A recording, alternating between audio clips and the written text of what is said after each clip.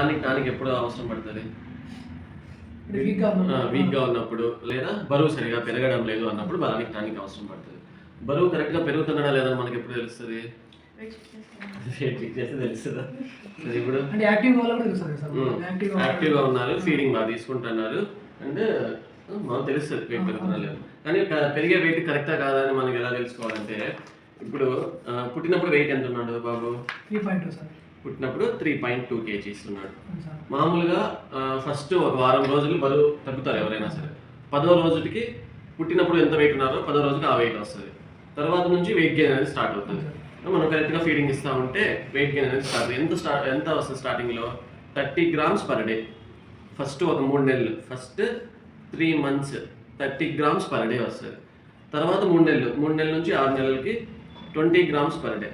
ఇలా weight gain ఇలా మనం క్యాల్కులేట్ చేసుకోవచ్చు. ఇప్పుడు 4 నెలలు అవుతుంది.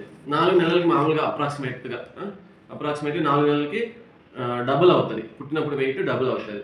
ఇప్పుడు 4 months కంప్లీట్ అయింది అనుకోండి బాబుకి. పుట్టినప్పుడు ఎంత? 3.2 kg ఉన్నాడు. దానికి డబుల్ అంటే 6.4 kg ఉండాలి. అప్రాక్సిమేట్లీ ఒక 6 kg అనుకోండి. ఇంకా 4 months కంప్లీట్ అవ్వలేదు, ఇప్పుడు పడింది అంతే. సో 5.4 kg నార్మల్గానే ఉందని అర్థం.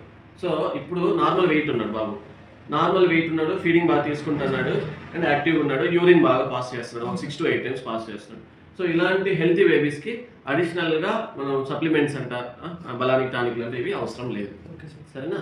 ఇన్ కేస్ వీక్గా ఉన్నాడు, ఫీడింగ్ సరిగా తీసుకోవడం లేదు, బరువు సరిగా పెరగడం లేదు అంటే అప్పుడు మనం సప్లిమెంట్స్ ఇచ్చుకోవచ్చు. సరేనా? ఓకేనా? Thank you.